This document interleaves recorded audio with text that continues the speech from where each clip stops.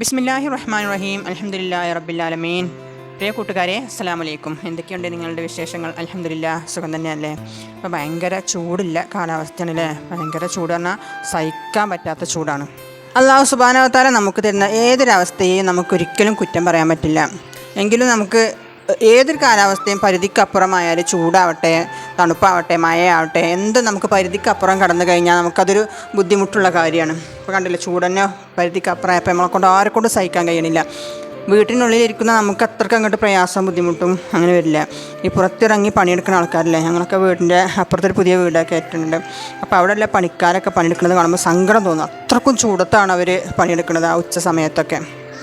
ഒരുവിധം വീടുകളിലൊക്കെ ഇപ്പം ചൂട് സഹിക്കാൻ കഴിയാഞ്ഞിട്ടേ എല്ലാ വീടുകളിലും ഇപ്പോൾ അങ്ങനെ എ സികൾ ഫിറ്റ് ചെയ്തിട്ടുണ്ട്. ഒരുവിധം കറണ്ട് ബില്ലൊന്നും ആരും നോക്കണില്ല. ഒരുവിധം വീടുകളിലൊക്കെ എ സി ഫിറ്റ് ചെയ്യാണ്. ഇപ്പോൾ പല എ സി വാങ്ങുന്ന കടകളിലും പൈസ തവണകളായിട്ട് അടച്ചു കൊടുത്താൽ മതി. അങ്ങനെയൊക്കെ വാങ്ങിയിട്ടും ഏത് കഴിവില്ലാത്ത അവസ്ഥയിലുള്ള ആൾക്കാരാണെങ്കിലും ഈ ചൂട് സഹിക്കാൻ കഴിയാനിട്ട് അവരൊക്കെ എ സി വാങ്ങി ഫിറ്റ് ചെയ്യാണ്. പിന്നെ പൊതുവേ ഇപ്പോൾ ഒരു പറച്ചിലുണ്ട്, വീട്ടമ്മമാർക്ക് അടുക്കളയിൽ നിൽക്കുമ്പോഴാണ് ഭയങ്കര ചൂട് എന്നുള്ളത്. കാരണം എന്താ വെച്ചാൽ അടുക്കളയിലത്തെ ആ ഒരു തീയിൻ്റെ ചൂടും പിന്നെ കാലാവസ്ഥയും ചൂടാകുക. അപ്പോൾ വീട്ടമ്മമാർക്ക് ഭയങ്കര ഇടങ്ങാറാണ് കേട്ടോ. അടുക്കളയിലൊക്കെ ഒരുപാട് സമയം ചിലവഴിക്കുന്ന ആൾക്കാർക്ക് ചൂട് സഹിക്കാൻ കഴിയാനായിട്ട് ഇങ്ങനെ വേർത്തൊലിക്കുകയാണ്.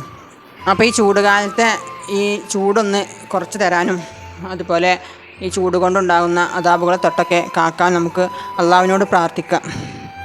അപ്പം ഞാൻ എൻ്റെ ഒരു ജീവിതത്തിൽ കുറച്ച് വീടുകളിൽ കണ്ടൊരു അവസ്ഥയെക്കുറിച്ച് പറയാനാണ് ഇപ്പോൾ ഞാനിവിടെ വന്നത് കേട്ടോ. അപ്പം ആദ്യം തന്നെ ഞാൻ ഈ ഒരു ചൂടുള്ള കാലാവസ്ഥ ആയതുകൊണ്ട് പൊതുവേ ഇങ്ങനെ വിയർത്തൊലിക്കുന്നത് കൊണ്ട് അപ്പോൾ എനിക്ക് തോന്നി ആദ്യം ചൂടിനെ പറ്റിയിട്ട് തന്നെ പറയാം. അപ്പോൾ അതുകൊണ്ടാണ് ഞാൻ ആദ്യം ചൂടിൻ്റെ അവസ്ഥയെ പറ്റി പറഞ്ഞത്. അപ്പോൾ ഈ ഒരു ചൂട് കാലത്ത് എല്ലാവരും നല്ല പോലെ വെള്ളം കുടിക്കുക, ഒരുപാട് വാട്ടർ കണ്ടൻറ്റ് അടങ്ങിയിട്ടുള്ള ഫ്രൂട്ട്സുകൾ കഴിക്കുക, അതൊക്കെ ഇപ്പോൾ അതിനുള്ളൊരു മാർഗ്ഗം. ശരിക്കും ഞാൻ ഈ വീഡിയോയിൽ പറയാൻ കരുതിയ കാര്യം തല്ലേന്ന് കേട്ടോ.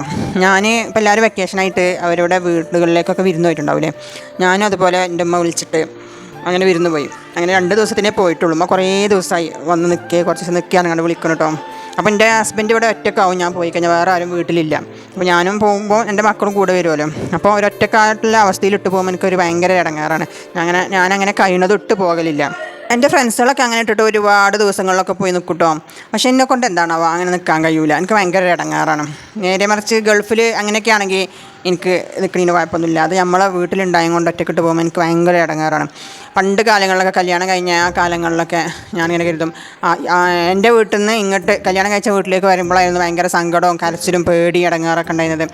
ഇപ്പം കാലങ്ങൾ കഴിഞ്ഞപ്പോൾ എനിക്ക് നേരെ ഓപ്പോസിറ്റായി. ഇപ്പം എൻ്റെ വീട്ടിലേക്ക് എൻ്റെ അമ്മയും വിളിക്കുമ്പോൾ എങ്ങനെ പോവാതെക്കുക എന്നുള്ളൊരവസ്ഥയും, അവരുടെ അടുത്തേക്ക് പോകും വേണം, അവരുടെ അടുത്ത് നിൽക്കും വേണം. പക്ഷേ ഇവരെ ഒറ്റക്കാക്കിയിട്ട് എങ്ങനെ പോകും? അപ്പോൾ ഇവിടുന്ന് കാലങ്ങൾ മാറിയപ്പോൾ ഒരു സ്വന്തമായിട്ട് വീടും അങ്ങനെ കാര്യങ്ങളൊക്കെ ആയപ്പം, നമ്മുടെ സ്വന്തം കാര്യങ്ങളൊക്കെ ആയപ്പം ഇവിടുന്ന് ഇട്ട് പോകുമ്പോഴാണ് എനിക്ക് ഭയങ്കര ഇടങ്ങാറ്.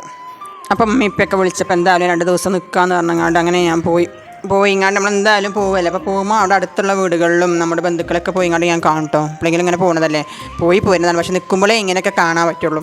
അപ്പോൾ അങ്ങനെ ഞാൻ ഒരു ദിവസം നിൽക്കാൻ പോയ ഒരു ദിവസം ഞാൻ ഒരു വീട്ടിലേക്ക് പോയിട്ടോ.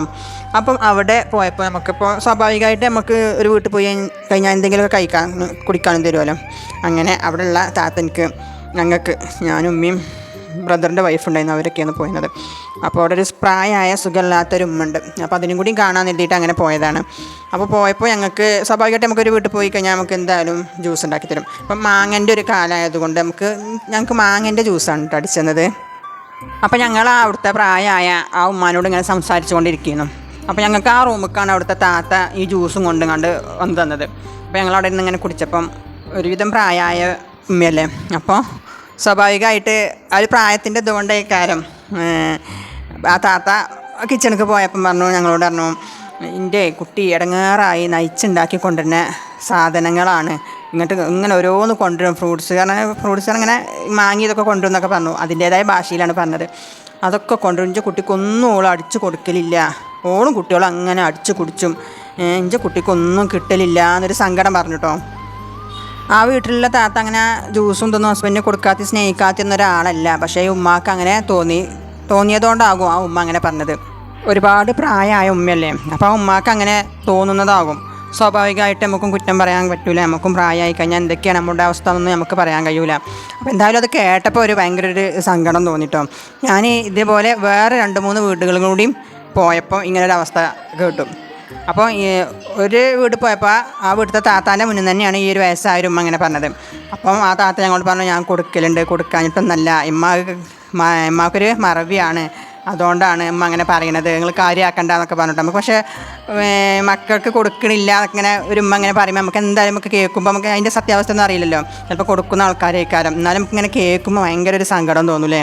അവരെത്രയും വളർത്തി വലുതാക്കി ഉണ്ടാക്കിയ അവനവൻ്റെ മക്കളെ ഈ കല്യാണം കഴിഞ്ഞ് കൊടുത്ത ഈ ഭാര്യമാർ നോക്കണില്ല എന്നുള്ള ഒരു ചിന്ത അവരുടെ മനസ്സിൽ വരികയാണോ എന്താണെന്നൊന്നും പറയാൻ പറ്റില്ല. എന്തായാലും ഇങ്ങനെ പ്രായമായ ഉമ്മമാരുള്ള വീടുകളിൽ ഞാൻ കുറേ വീടുകളിൽ പോയിട്ട് ഇങ്ങനെ ഒരു അവസ്ഥ കണ്ടിട്ടുണ്ട്. പിന്നെ ഇങ്ങനെ എൻ്റെ കുട്ടിക്കൊന്നും കൊടുക്കൂല, ഓളും കുട്ടികളും കഴിക്കുകയാണൊക്കെ, എൻ്റെ കുട്ടിക്കൊന്നും കിട്ടലില്ല എന്ന് സങ്കടം പറയണത്. ചില വീടുകളിലും അങ്ങനെ സംഭവിക്കാറുണ്ടാവാം, എല്ലാ വീടുകളിലും അങ്ങനെ ആയിക്കോളണമെന്ന് ഞാൻ പറയണില്ല. ഈ വീട്ടുകാരെയും ഉമ്മാനെയും പരിചയമുള്ള ആൾക്കാരാണ് ആ വീട്ടിൽ ചെല്ലുന്നത് എന്നുണ്ടെങ്കിൽ അവർക്കത് മനസ്സിലാക്കാൻ കഴിയും. അല്ലാത്തവർ നേരെ തിരിച്ചായിരിക്കും കരുതുക, ആ വീട്ടിലെ ആ മരുമകൾ ഈ ഉമ്മാനെ എന്നല്ല ഈ ഭർത്താവിനെ ഒന്നും കൊടുക്കണില്ല. ഈ വീട്ടുകാരെയും ഉമ്മാനെയും പരിചയമില്ലാത്ത ആളുകളാണ് ഈ വീട്ടിലേക്ക് വരുന്നതെന്നുണ്ടെങ്കിൽ ചിലപ്പോൾ അവർ കരുതും ഇവിടുത്തെ ഈ മകന് പണിയൊക്കെ എടുത്ത് കഷ്ടപ്പെട്ട് കൊണ്ടുവരുന്ന ഫുഡുകളൊക്കെ ഈ കുട്ടികളും ഇവിടുത്തെ ഈ ഭാര്യയും കഴിക്കണതാണ്, ഒറ്റയ്ക്ക് അയാൾക്കൊന്നും കൊടുക്കില്ല എന്നൊക്കെ ചിലപ്പം കരുതിക്കൂടാ ഇല്ല കേട്ടോ. അവർ പറഞ്ഞാൽ പഴയ കാലത്തുള്ള ആ ചിന്താഗതിക്കാരല്ലേ.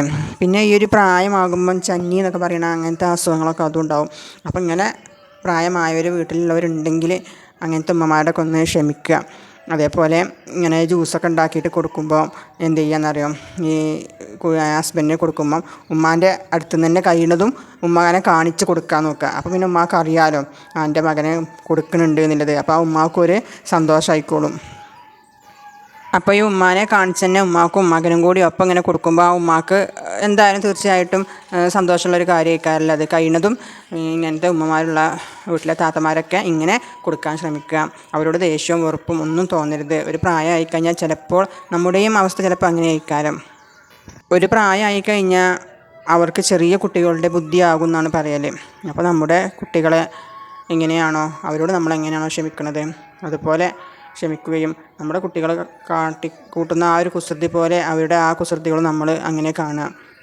അപ്പോൾ ഇങ്ങനെ പ്രായമുള്ള ഉമ്മമാർ ആരുടെയെങ്കിലും വീട്ടിലുണ്ടെങ്കിൽ കമൻറ്റിലൂടെ അറിയിക്കണം. അവരുടെ ചെറിയ ചെറിയ ഇങ്ങനെയുള്ള കാട്ടിക്കൂട്ടലുകളും കുസൃതികളൊക്കെ അവരോട് പൊരുത്തപ്പെട്ട് അവരുടെ ആ ഒരു ജീവിത സാഹചര്യത്തിനോട് പൊരുത്തപ്പെട്ട് ജീവിക്കാൻ വേണ്ടി ശ്രമിക്കുക. അത്രേ ഉള്ളൂ എനിക്ക് പറയാൻ. പിന്നെ നമുക്കും വയസ്സായി കഴിഞ്ഞാൽ അങ്ങനെയുള്ളൊരവസ്ഥകളൊന്നും ഇല്ലാതിരിക്കട്ടെ. വയസ്സായി കഴിയുമ്പോൾ നമുക്ക് നമ്മുടേതായിട്ടുള്ള കാര്യങ്ങൾ ചെയ്യാനും ശാരീരികമായിട്ടുള്ള ആരോഗ്യമൊക്കെ അല്ലാഹു സുബ്ഹാനഹു വ തആല തന്ന് അനുഗ്രഹിക്കട്ടെ എന്ന് പ്രാർത്ഥിച്ചുകൊണ്ട് അസ്സലാമു അലൈക്കും വറഹ്മത്തുള്ളാഹി വബറകാതുഹു.